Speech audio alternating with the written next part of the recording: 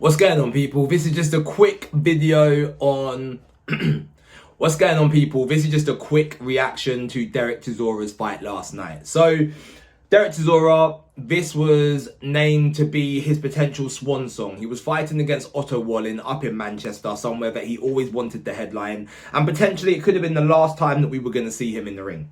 Now, I don't think that's going to be the case, but it could have been. And I think if he'd lost the fight, it definitely would have been the case. But gratefully, he didn't. The fight, to be honest with you, Derek was great. He's 41 years old. He's fought every single year since he turned pro in 2007. He's nearly at 50 fights. And athletically, he looked better than he had done in his last few fights, to be completely honest. Now, I know personally that he trains his butt off because I've been in the gym with him as he's training. And we know that he absolutely loves boxing. He just loves being in the ring and just loves fighting. So he's very, very dedicated to it. But I still wasn't expecting to see that. Now, on the other side of it, Otto Wallin was awful. Like, absolutely awful.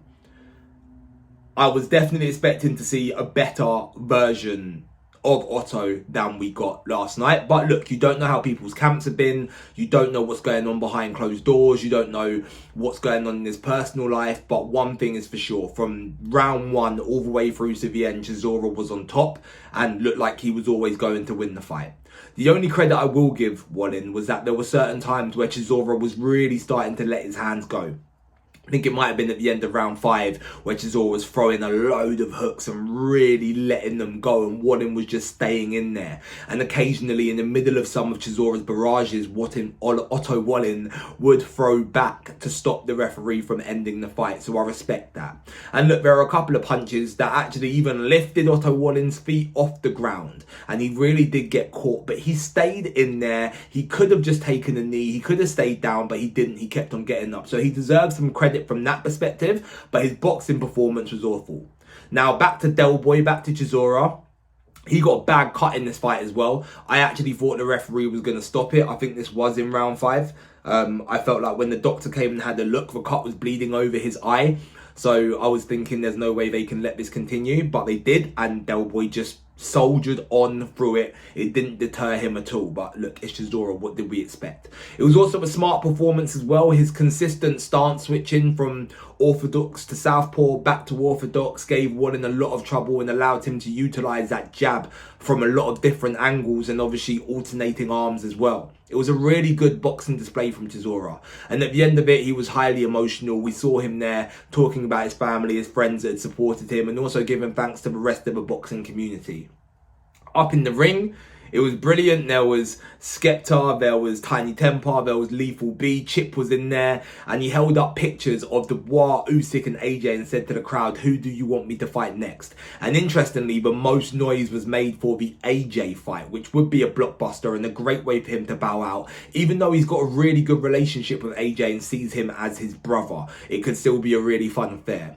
Although, after winning this fight, that was an IBF world title eliminator, Derek Chisora has now made himself a mandatory to fight the winner of Daniel Dubois and Joseph Parker. Now, I don't know if at 41 or potentially 42 years old, that may be a bridge too far, but what a story that would be if Derek Chisora could end up turning things around and winning that fight. It would be absolutely amazing, and I, for one, would love to see it. But look, we don't know what's next. One thing we can all be in agreement on, though, is that Derek Chisora is an absolute asset to British boxing. He will go down as a legend, and he deserves every penny that he can make in his last fight. And I hope that Turkey drops the biggest of bags on Dubois. And I hope he stays around afterwards too. But Derek Chisora, well done, mate. I think that's 49 and not out.